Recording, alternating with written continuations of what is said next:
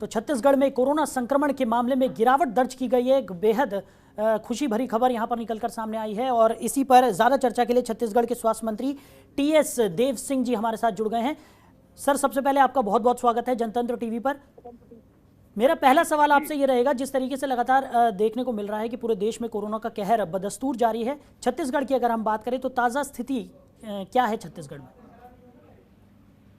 वर्तमान में 7.53 का पॉजिटिविटी रेट है जी। और ये 21 अप्रैल में 31.73 जो सर्वाधिक पॉजिटिविटी गया था उसकी तुलना में घट के संतोषजनक स्तर पे आया है। लेकिन लक्ष्य हमारा पहले 5% से नीचे जाना है और फिर 3% से नीचे जाना है। 1 मार्च में हमारा पॉजिटिविटी दर 0.94 था और कुल केस हमारे 250 के आसपास थे। तो वहाँ की स्थिति से अभी बहुत अंतर अभी भी है, क्योंकि पॉजिटिव केसेस 4,900 के ऊपर हमारे अभी भी हैं। तो सफर है, लंबा सफर है और सावधानी से इसको तय करना होगा। जी बिल्कुल सर, आपने सही कहा कि लेकिन इसे एक बड़ी उपलब्धि यहाँ पर माना जा सकता है कि जिस तरीके से संक्रमण के मामलों में गिरावट यहाँ पर दर्ज की जा रही है। वहीं अगर बात करें खास कदमों की, तो क्या कुछ ऐसे कदम उठाए गए जिससे कि इस संक्रमण को रोकने में यहाँ पर सफलता हासिल की है?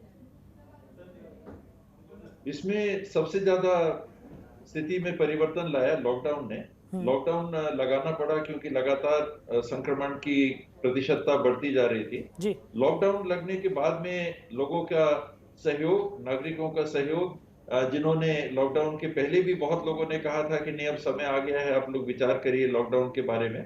और लॉकडाउन जब लगा तो पूरे अनुशासन के साथ नागरिकों का भरपूर सहयोग मिला। तो ये लॉकडाउन से काफी फर्क पड़ा। जी सर, जिस तरीके से आपने कहा कि जो बातें होती हैं। जी सर, जिस तरीके से आपने जिक्र किया लॉकडाउन का असर भी यहाँ पर देखने को मिला है और उसी से ये संक्रमण को कम करने में भी सफलता हासिल की है, जिस तरीके से आप बता ही रहे हैं। तो क्या ये लॉकडाउन आगे भी इसी तरह से जारी रहेगा या आगे इसे और सख्ती से लागू किया जाएगा? किस तरीके की रणनीति रहेगी आगे? जैसे जैसे प्रतिशतता कम आती है, हम लोगों ने 15% को एक आधार माना है कि 15% अगर पॉजिटिविटी 2-3 दिन लगातार रह रही है तो कुछ हद तक लॉकडाउन को रिलैक्सेशन दी जा सकती है। यानी एकदम से लॉकडाउन पूरा खोल देने से भी स्थिति नियंत्रण के बाहर हो जाती है और फिर से केस हो सकते हैं। ध्यान में रखना है कि 256 1 मार्च की स्थिति से हम 17,300 पार कर गए थे। तो आज भी हमारे पास 256 नहीं 4,900 से ऊपर प्रकरण है। कल 4,943 है। तो सावधानी की अभी भी जरूरत है। धीरे धीरे ग्रेडेड तरीके से लॉकडाउन को खोला जाएगा। जिन जिलों में स्थिति सुधरती जा रही है उनमें ज्यादा छूट दी जाएगी और केंद्रवार कंटेनमेंट जोन के हिसाब से अब स्ट्रेटेजी काम में आएगी कि कोई मोहल्ला या कोई गांव में संक्रमण दिख रहे हैं तो पूरे प्रदेश को या पूरे जिले को या पूरे विकास खंड को लॉक न करके उन मोहल्लों को और उन गांवों को, उन वार्डों को शहर के, उनको कंटेनमेंट जोन में रखा जाए। जी सर, वहीं अगर बात की जाए जिस तरीके से कोरोना का संक्रमण तो पूरे देश में कहर बरपा ही रहा है, साथ ही साथ अब एक नई परेशानी, नई चुनौती जिसको कहा जा सकता है कि ब्लैक फंगस का भी आतंक कई जगहों पर देखने को मिल रहा है। छत्तीसगढ़ अभी फिलहाल किसी तरह का कोई मामला यहाँ पर छत्तीसगढ़ में सामने नहीं आया है, ये बेहद ही खुशी की बात है। लेकिन आने वाले समय में इसको लेकर भी किसी तरह के कोई कदम यहाँ पर उठाए गए हैं एहतियातन? साहिल जी, यहाँ भी प्रकरण आए हैं। छत्तीसगढ़ में भी जो जानकारी है, कल परसों की 102 केस यहाँ भी काला फंगस के आए हैं और एक या 2 मृत्यु की भी जानकारी है। कल तक 2 मृत्यु की बात थी। उसके उपचार के लिए उसकी जो दवाइयां लगती हैं, एक तो बड़ी महंगी हैं और दूसरा बाजार में उपलब्ध नहीं है। उसके लिए भी कल केंद्र सरकार के स्वास्थ्य मंत्री जी से वीडियो कॉन्फ्रेंसिंग से जब बैठक हुई तो उसमें हम लोगों ने निवेदन किया कि इसका प्रबंधन केंद्र सरकार करे। जी सर, वहीं अगर जिस तरीके से वैक्सीनेशन की बात आपने यहाँ पर की है तो लगातार देखने को मिल रहा है कि पूरे देश भर में वैक्सीनेशन का अभियान चल रहा है, लेकिन कई जगहों से ये भी शिकायत आ रही है कि वैक्सीन की जो प्रक्रिया है वो ठीक ढंग से पूरी नहीं की जा रही और लोगों को वैक्सीन यहाँ पर उपलब्ध नहीं हो रही है। छत्तीसगढ़ की स्थिति की बात करें तो वैक्सीनेशन को लेकर क्या स्थिति है? 2 भाग में वैक्सीनेशन को देखना चाहिए। एक भाग वो जो केंद्र सरकार के द्वारा संचालन जिसका हो रहा है सप्लाई का, सप्लाई संचालित है केंद्र सरकार की और ये है 45 साल और उसके अधिक उम्र के नागरिकों के लिए। जी इसमें करीब 75% नागरिकों को पहला डोज छत्तीसगढ़ में लग चुका है जी और सेकेंड डोज जिनको लगना था उस क्रम में भी अब धीमापन आ गया है, क्योंकि जहां पहले 6 से 8 हफ्ते में दूसरा वैक्सीन लगना था उसको अब 12 से 16 हफ्ता कर दिया गया है। जी तो उतना समय तक और दूसरे डोज के लिए नागरिकों को रुकना पड़ेगा। जी दूसरा हिस्सा है राज्य सरकारें जो खरीद के वैक्सीनेशन कर रही हैं जी 18 से 45 साल से कम उम्र के नागरिकों के लिए। इसमें वैक्सीन पर्याप्त मात्रा में उपलब्ध नहीं है। जी 45 साल से ऊपर नागरिकों की संख्या लगभग 20%, 27 करोड़ मान लीजिए, और 54 करोड़ नागरिक हैं 18 साल से 45 साल की उम्र तक के, जी और 27 करोड़ नागरिकों को 2 डोज लगना है। ये 54 करोड़ होते हैं, जिसमें 20 करोड़ डोज लग चुके हैं देश में। तो 34 करोड़ डोज जहां लगना बाकी है, और दूसरी तरफ 108 करोड़ वैक्सीनेशन हमको करना है 18 से 45 साल की उम्र तक का, और वैक्सीन अभी बांटा गया है आधा आधा।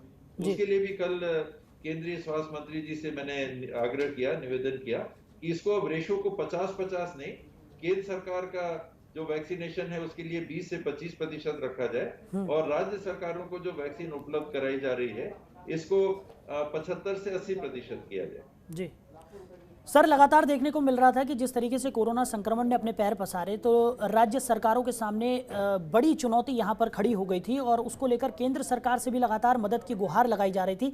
छत्तीसगढ़ की अगर हम बात करें तो क्या छत्तीसगढ़ को पर्याप्त मदद केंद्र सरकार की तरफ से मिली जो मिलनी चाहिए थी? अमूमन ज्यादा दिक्कत आई ऑक्सीजन की राज्यों में, कुछ राज्यों में। उस नाते छत्तीसगढ़ में ऑक्सीजन की कमी कभी नहीं रही। शुरू से लेके अभी तक हमारे यहाँ ऑक्सीजन का उत्पादन होता है, और 388 मैट्रिक टन प्रतिदिन अगर उदाहरण के लिए उत्पादन हमारे यहाँ होता है जी तो अधिकतम हमारे यहाँ खपत कोरोना के लिए करीब 180 मिलियन टन की लगी। तो हम सरप्लस स्टेट थे, ऑक्सीजन की यहाँ दिक्कत नहीं गई। बाकी केंद्र सरकार से जो हम लोगों ने वेंटिलेटर 285 मांगे हैं, अभी नहीं आए हैं, और 20,000 जंबो सिलेंडर मांगे थे, उसमें से 500 सिलेंडर अभी आए हैं। तो केंद्र सरकार से उस नाते और वैक्सीन के सिलसिले में वो सहयोग नहीं मिल पाया है, क्योंकि शायद हो सकता है सामान ही उपलब्ध ना हो। जी सर, आने वाले समय में क्या कुछ रणनीति रहने वाली है? किस तरीके की रणनीति पर काम किया जाएगा? क्योंकि जिस तरीके से अभी तक संक्रमण के मामलों में गिरावट दर्ज की जा रही है, ये गिरावट बदस्तूर जारी रहे, उसको लेकर भी किसी तरह की कोई रणनीति यहाँ पर आपने बनाई होगी? सबसे जरूरी है जन जागरूकता। इसमें कहीं भी कमी नहीं आनी चाहिए, सतर्कता में कहीं भी कमी नहीं आनी चाहिए। लोगों का सहयोग जान समझ के मिले, ये पहली प्राथमिकता होनी चाहिए। उसके बाद में फिर प्रशासन की जवाबदारियां सामने आती हैं कि वो नियंत्रण करें। अगर लोग मास्क पहन के नहीं जा रहे हैं तो मास्क वो पहने, अनिवार्य रूप से मास्क पहने।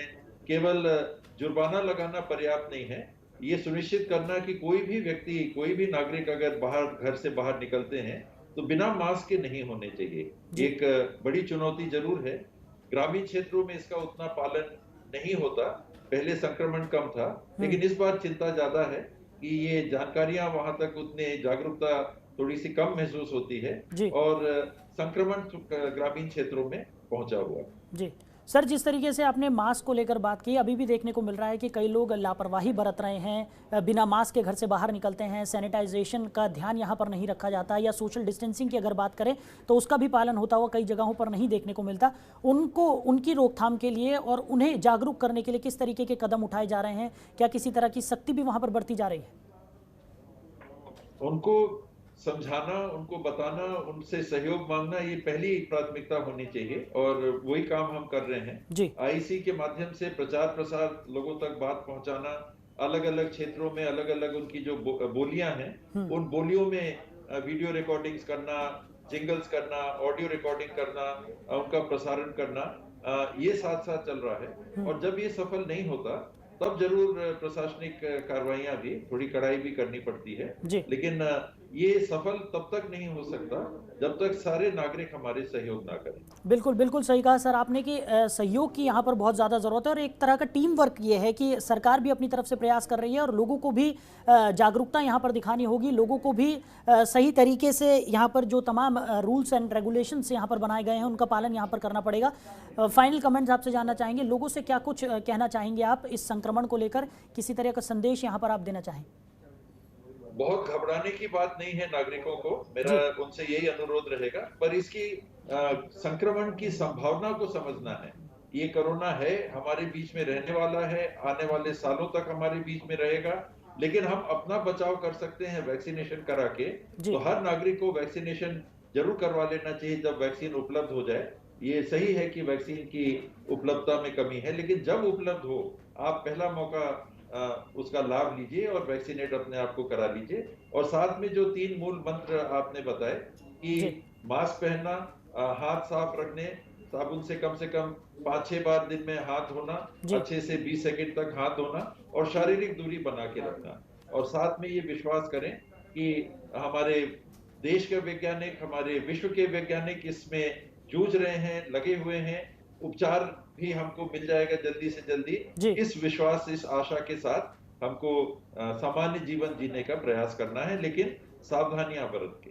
जी, चलिए सर, हमारे साथ जुड़ने के लिए, उस तमाम चर्चा के लिए आपका बहुत बहुत शुक्रिया। तो छत्तीसगढ़ में कोरोना संक्रमण के मामले में गिरावट दर्ज की गई है। छत्तीसगढ़ में पिछले 24 घंटे की अगर हम बात करें तो 4,943 नए मरीज मिले, जिनमें से 96 लोगों की कोरोना से मौत हुई। लेकिन संक्रमण दर की अगर हम बात करें तो वो अब घटकर 7.5% हो गया है, जो कि एक बड़ी उपलब्धि यहाँ पर मानी जा रही है। तो फिलहाल इस बुलेटिन में मेरे साथ इतना ही। आप बने रहिए और देखते रहिए जनतंत्र टीवी। नमस्कार। खबरों के निष्पक्ष विश्लेषण के लिए सब्सक्राइब करें Jantantra TV and press the bell icon. Never miss any update.